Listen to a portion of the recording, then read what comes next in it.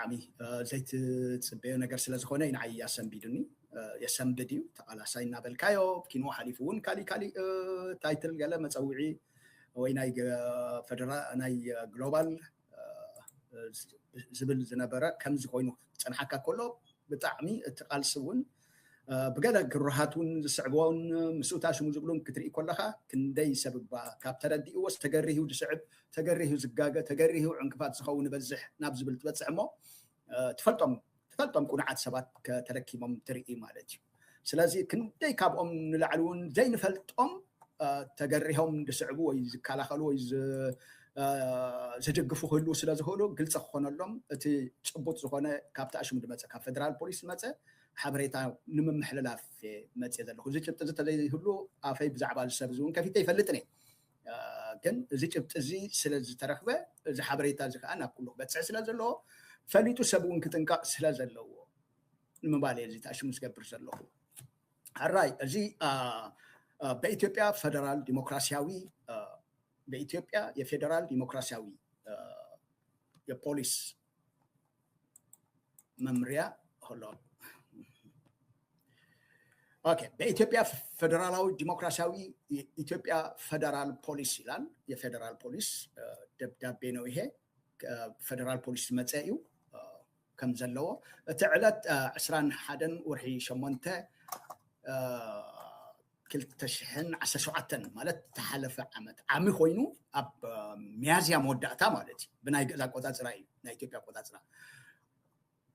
تحالف عمت كلتشحن 17 اب ورحي ميازيا موداتا ناي ميازيا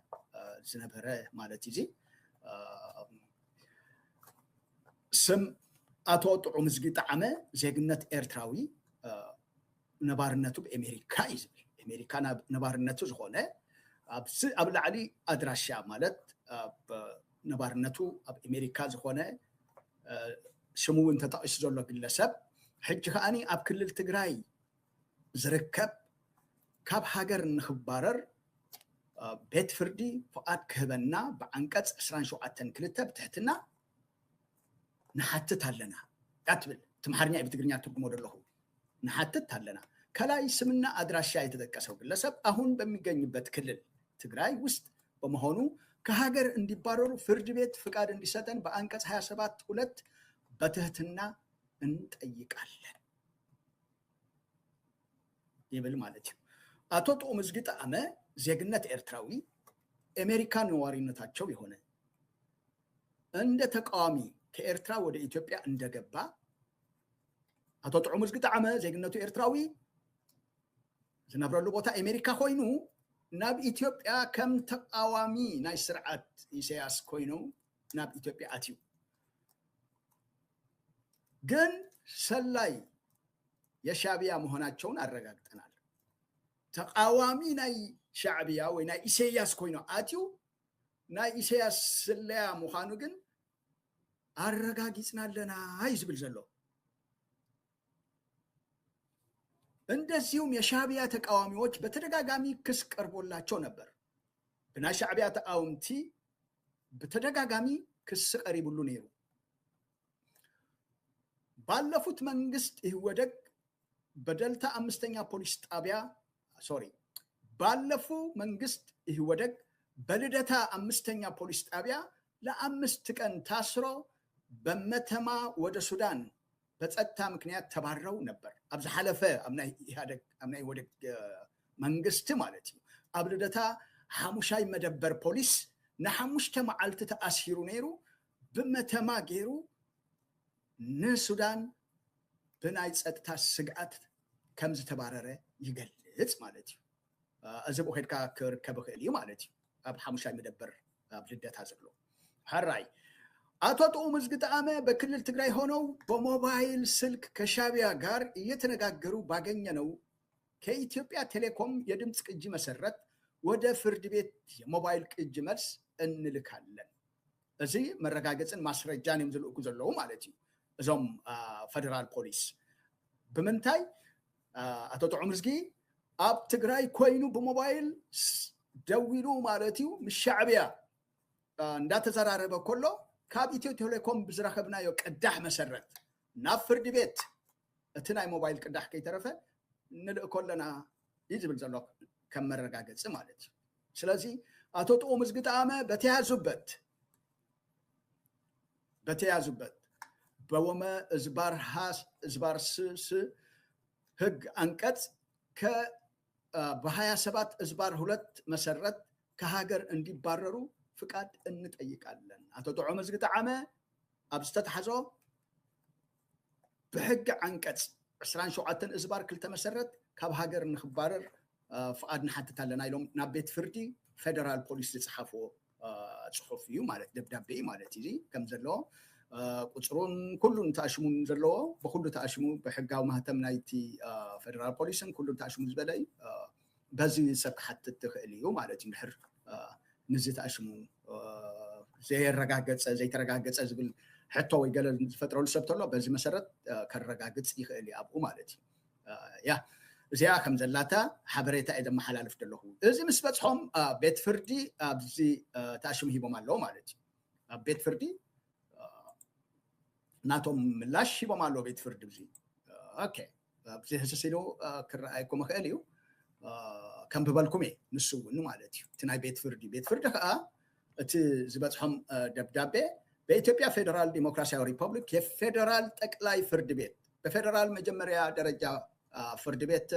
በለሚ ኩራም ምድብ ተረኛ ችሎት ይላል ኦኬ ቁጥር 16 ቀን 29/8 2017 ማለት ነው እዚውን በቃ መወዳእታ ሓምለ ማለት እዩ ድሕሪ ሰሙን እቲ 11 እንዳ ነይራ እዚ 19 ድሕሪ ሰሙን ኣብ መወዳእታ ሓምለ ናይ 2017 ብናይ ኢትዮጵያ ኣቆፃፅራ ማለት እዩ ተጻሒፉ እዚ ካብ ቤት ፍርዲ ማለት እዩ ጉዳይ አቶ ጥዑም ዝጊ ጠኣመ ዜግነት ኤርትራዊ በአሜሪካ ነዋሪነታቸው የሆኑ ጉዳይ ብዛዕባ አቶ ጥዑም ዝጊ ነባርነቱ በአሜሪካ ዝኾነ ኤርትራዊ ዜጋ መለያ ቁጥር 16/1658 ቀን 29/8/2017 ሚያዝያ 19/2027 ሓለፈ ዓመት ሚያዝያ ይተጻሒፉ በተያዙበት እንዲታሰሩና ከሀገር እንዲባረሩ እዚ ቤት ፍርዲ ፖሊስ ምላሽ ዝሃቦም ማለት ቤት ፖሊስ ዘቕረቦ ጭብጥታትን መርትዖታትን ንሱ ብምእማንን በመቐባልን እቲ ናይ ኢትዮጵያ ጠቅላይ ፍርድ ቤት ዘመሓላልፎ ዘሎ የፌደራል ጠቅላይ አቃቤ ሕግ ዝብል ንሶም ዘመሓላልፎ ንሶም መሊሶም ዝሃቦም ንፖሊስን ናይ ፀጥታን ዘመሓላልፎ ታሽሙ እዩ ማለት እዩ ኣብ ኢትዮጵያ መጀመሪያ ትዝኸስስ ዘሎ ጭብጥታት የቕርብ እቲ ጭብጥታት ተራእዩ ምስ ተረጋገፀ ጥራሕ ውሳኔ ዝመሓላለፍ ሰው ኢልካ ጎቲትካ ፀውኦ ሃግሮ ሸግቶ በቃ ናይ ሓደራ ደብዳቤ ኢኻ ንሰብ ትቦ ብሕድሪ ከዓ ንብረት ትቦ ብሕድሪ ከዓ መልእክቲ ኣብፅሕ ወይ ኣመሓላልፍ ኢልካ ትህቦ እምበር ብሕድሪ ሰብ ኣሲርካዮ ብዝኸድካዮ ብኡ ኣይትጠፍእን ኢኻ ማለት እዩ እሱ ንክምለስ ኢኻ ትፅሊ እሱ ንክምለስ ኢኻ ንኣምላኽ ትምሕፀን እቲ ብሓደራ ዝኣመጠካ ተደይ ኮይኑ እሱ ከይመፀ ዝፈትሐካ የለን ብምንታይ ከም ዘእተወካ ይንፈልጥን ኢሎም ኣባ ኢኻ ትሓቅብ ሰብ ኣይኮነንስ ንብረት ብናይ ሓደራ እንድሕር ቀልጢፉ ሰብ መፂ ዘይተረኪብዎ ኣብኡ ኮሎ ይተበላሹ ታሽሙ ድኾን ኤክስፓየር ድኾን ስለዚ ሰብ ባላሸወሉ ሃገር ሰብ ብዘይገበሮ በቃ ሰው ኢሉ ደስ ስለዘይበልካዮ ጥራሕ ወይ ስለ ድላዩ ዘይገበርካሉ ጥራሕ ዝድርብየካ ሃገር እዩ ሃገርና ሰብ ካብ ንብረት ዝሓስረሉ ዓድና ኮይኑ ዘሎ በዚ ስርዓት እዚ ኣብ ኢትዮጵያ ግን ኩሉ ዘሎ ተኣሽሙ ገይሮም ጭብጥታት ኣቕሪቦም እዚ እኮ ዋላ ሓንቲ ይኮነን ንዖም ዘይገእሙን እኮ ይኮነን እንተደልዮም አንጠልጢሎም ድሌቶም ከብሮ ክእሉ እዮም ጥራሕ ናይ ኣብ ውሽጥና ኮይኑ ንሻዕብያ ስልጥ ፀኒሑ ጥራሕ ብምባል ብሕርቃን ከምቲ ብዓድና ዝግበር ሞብጃስ ተስኡ ኢልካ زي ዝኾነ ምርጋጋፅን ዘይገለ ፍትሕን ዘይገለ ሕግን ኣምፂኦም እግረ መንገዶም ዝልክሙ ከምኡታት ምኾነ ነይሩ ማለት እዩ እዚ ግን ሕግን ስርዓትን ሓልዮም ማለት እዩ ዋላ እኳ ሕጂ ከምቲ ዝድለት ዘይኮነ ግን እቲ ሕግን ስርዓትን ከም ዘለዎ ግን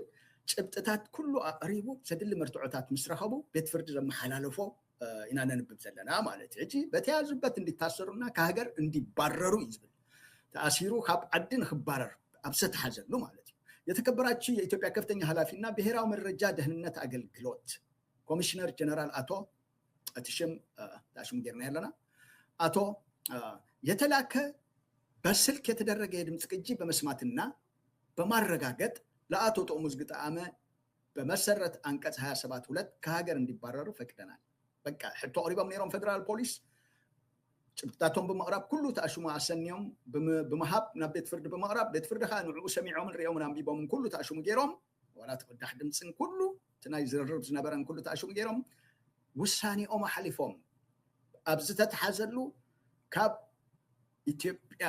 ንኽባረር በተያዙበት እንዲታሰሩና ከሀገር እንዲባረሩ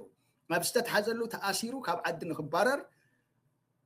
በአንቀጽ 27 እዝባር ክልተ ካብ ሃገር ንኽባረር ፈቂድና ኢና ኢሉ ቤት ፍርዲ ፈቃዱ አመሓላሊፍ እዩ ናይ ምብራር ፈቃዱ ሁሉ ውሳኔውን ሂቡ መርትዑውን ሁሉ አረጋጊጹ ይታሽሙ